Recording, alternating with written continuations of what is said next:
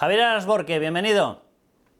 Muy buenas, Carlos, ¿qué tal? Muy bien, vamos a hablar, atención, de algo que debería tener una transparencia absoluta, que son contratos, que son políticas de defensa, evidentemente no en la parte secreta que tiene que tener, pero sí en la parte que nos afecta a erario público, a planificación, a posible debate en el Congreso de los Diputados, y que no es que se esté incumpliendo, es que hay una opacidad brutal. Y has recopilado además, Javier, una serie de casos evidentes en los que dices, oiga, no se puede estar con esta opacidad porque es que ya ni se sabe lo que se está discutiendo, literalmente. Vamos con ello. Efectivamente, de eso estamos hablando. Se trata de cuestiones que deberían ser públicas dentro del Ministerio de Defensa y de la política de defensa que desarrolla este país. No hablamos de cuestiones de seguridad nacional, hablamos de datos que debería conocer el gran público y que el Ministerio de Defensa oculta o no da las explicaciones pertinentes. No sabemos o podemos suponer si es por ese gran problema que tiene de ir de la mano de determinados socios de extrema izquierda absolutamente antimilitaristas y en algunos casos incluso abiertamente prorrusos, ¿no? El último gran ejemplo lo hemos tenido el pasado Consejo de Ministros. Se ha aprobado se va a permitir que el Ministerio de Defensa se endeude en 15.000 millones más para financiar 12 programas de armamento. Se dice que esos programas de armamento están dentro del Plan Sánchez, que incluye 30, más de 30. Entonces, ¿cuáles son exactamente esos programas de armamento que se van a financiar con estos 15.000 millones? Pues ni rastro. El Ministerio de Defensa no nos aclara absolutamente nada. Tampoco lo hace el Ministerio de Hacienda, que es el encargado de autorizar a Defensa a ese endeudamiento o esos compromisos de pago a largo plazo de 15.000 millones. Se nos dice que son 15.000 millones, que se va a distribuir en 12 años en los presupuestos generales del Estado de 2026 a 2037. Se nos dice incluso que el Ministerio de Industria va a hacer una prefinanciación de 6.500 millones. Pero, ¿por qué nos ocultan cuáles son esos 12 programas de armamento? Pues la verdad es que no lo sabemos. Es parte de esa política de opacidad del Ministerio de Defensa o de ese agujero negro que hay en torno a la información del departamento de Margarita Robles. Un gasto de 15.000 millones evidentemente es una partida significativa. ¿Esto no está incumpliendo la obligación constitucional de que la materia importante, potente, que pueda marcar la política defensiva tiene que pasar por el Parlamento? Y si tiene que pasar por el Parlamento tiene que pasar con detalles, no tiene que pasar a brochazo.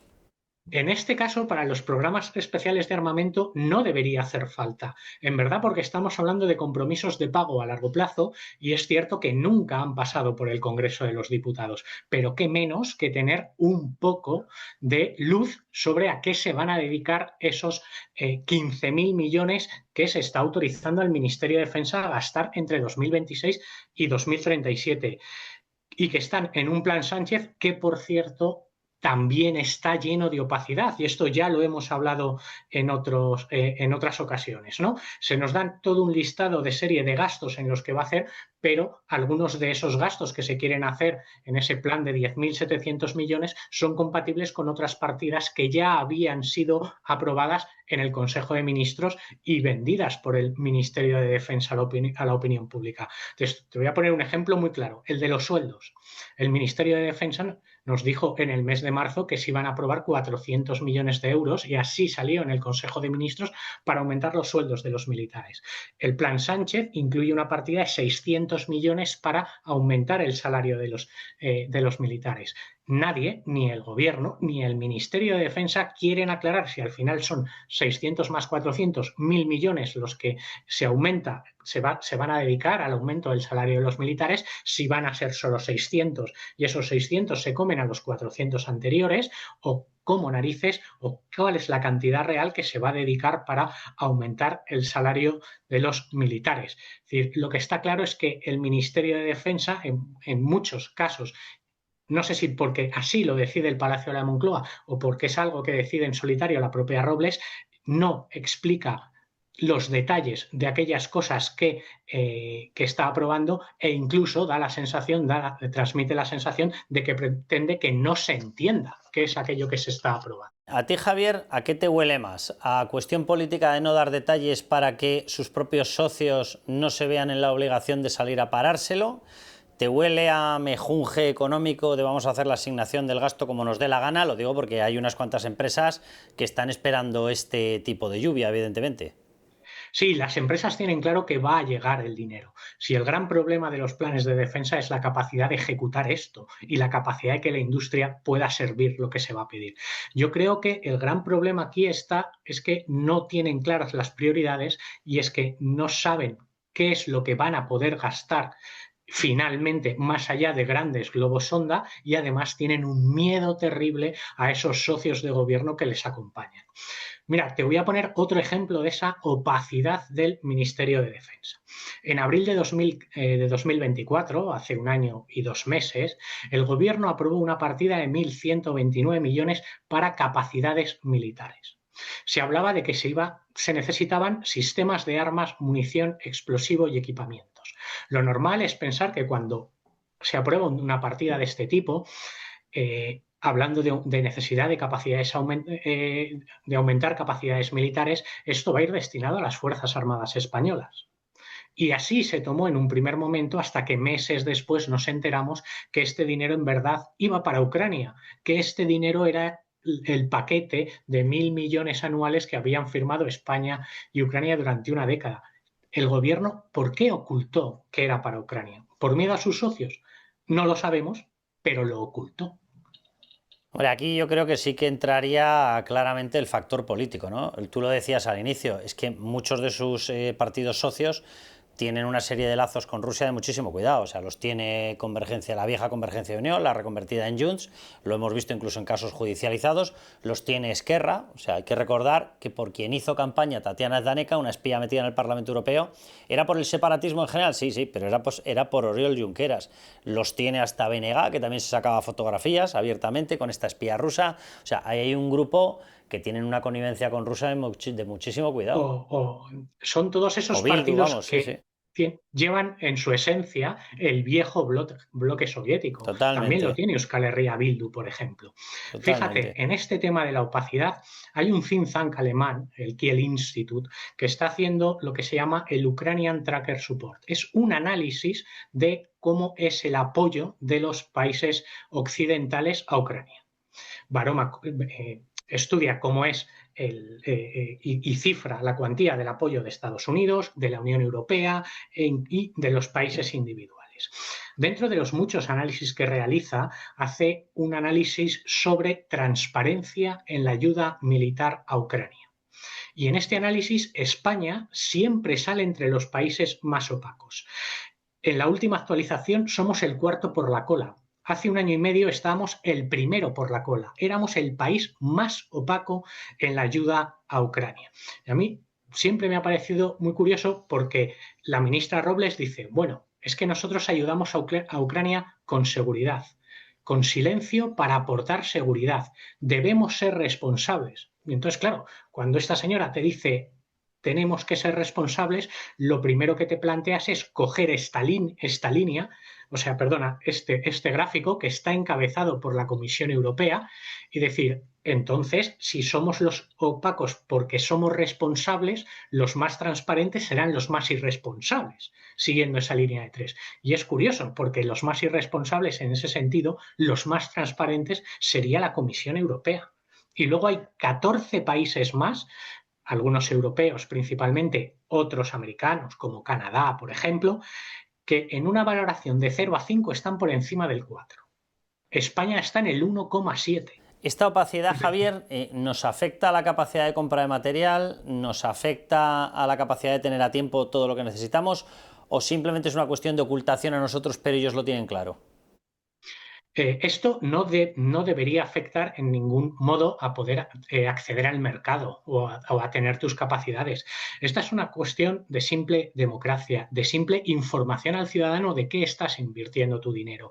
Hay que recordar que, pese a que algún dirigente socialista ha dicho alguna vez que el dinero público no es de nadie, eso no es cierto. El dinero público es de todos y cada uno de los ciudadanos que conforman un Estado y que pagan impuestos y que de sus impuestos, del dinero que tienen a fin de mes fruto del sudor de su trabajo, es de donde sale el dinero del Estado. Es decir, estamos hablando de una cuestión de transparencia democrática. Ahora, fíjate, Javier, que con la información que está saliendo en otro tipo de flancos del gobierno, me genera la duda de si... Te doy toda la razón, ¿eh? O sea, la opacidad además es una característica que parece que la lleva en el ADN este gobierno. Pero me huele raro, y me refiero al destino final. Lo digo porque como están saliendo empresas por todas partes, esta partida, que estábamos en el 1 y pico, pues que si sube al 2, va a tener que acabar subiendo al 3, 3 y pico, hay presiones para subirla al 5, es decir, va a empezar a mover una cantidad de dinero brutal. Y tengo la sensación de que hay un montón de moscas dando vueltas. Si eso se hace con un mercado abierto y con un mercado competitivo y legal, perfecto.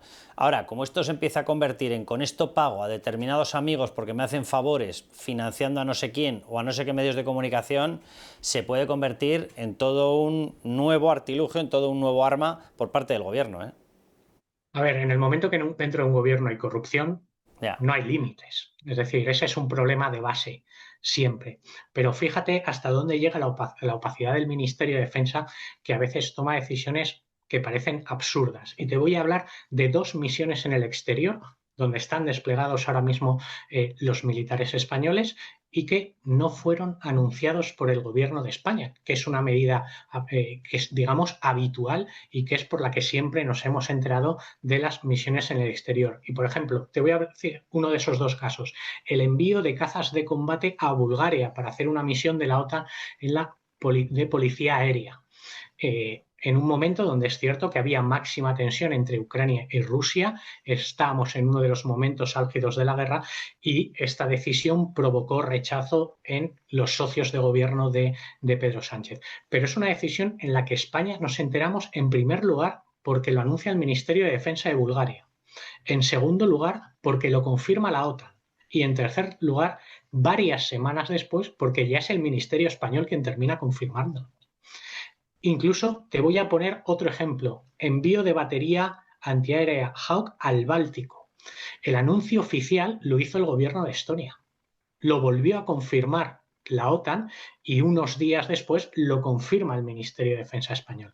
Pero ¿por qué ocultar cuando ya te lo ha anunciado otro país, cuando ya lo ha confirmado la OTAN, cuando ya tienes a los periodistas desde varios días antes dando la noticia porque lo han confirmado fuentes oficiales del exterior, tú todavía te sigues negando a dar esa información? Fíjate que yo ahí, o sea, en otras partidas, o sea, en concesiones que se van a convertir en fabricación, en licitaciones, en adjudicaciones, me despierta más el temor del otro, de una vía de corrupción. Ahora, en esto, fíjate que yo sí que tengo la sensación de que ellos saben que llevan un virus dentro y es la conformación de este gobierno con una colección de elementos que es que, o sea, los que no tienen conexión con Rusia la tienen con Venezuela, los que no la tienen con China y los que no la tienen con Irán. Y al final, como todos ellos conforman un eje, saben que van a ser criticados por sus propios aliados y me imagino que les estarán pidiendo que le den la publicidad nacional lo más tarde posible. Aunque salga por prensa de otros países, dirán, mira, así no tengo la polvareda aquí dentro. No lo sé, ¿eh? Me imagino. Esa es una opción. La otra opción es que intente engañar incluso a sus propios aliados parlamentarios. No, totalmente. En este gobierno cualquier cosa te puedes esperar, pero es una realidad de lo que está pasando y de lo que ha pasado. Y es una realidad lamentable. ¿Tienes algún otro ejemplo, Javier?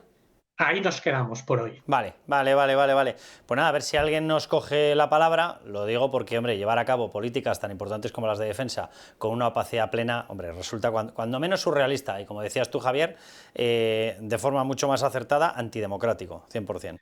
Incluso es que hay que recordar, estamos haciendo alusión a cuestiones que no son de seguridad nacional, que no estamos hablando de que nos desvelen los planes que haya para afrontar una posible invasión por parte de Marruecos de Ceuta, de Melilla o de los Peñones del Estrecho, que estamos hablando de misiones en el exterior que son anunciadas fuera o de programas de armamento que luego van a ser, una vez que hay presupuestos generales del Estado, viene incluido y desglosado en el libro verde de los presupuestos las anualidades de todos ellos, que son cosas que luego pasan a ser documentos públicos y que en este caso, en estos momentos, también deberían ser absolutamente públicos. Está clarísimo, Javier. Oye, pues un abrazo y hasta la próxima entrega. Espero que demos noticias mejores.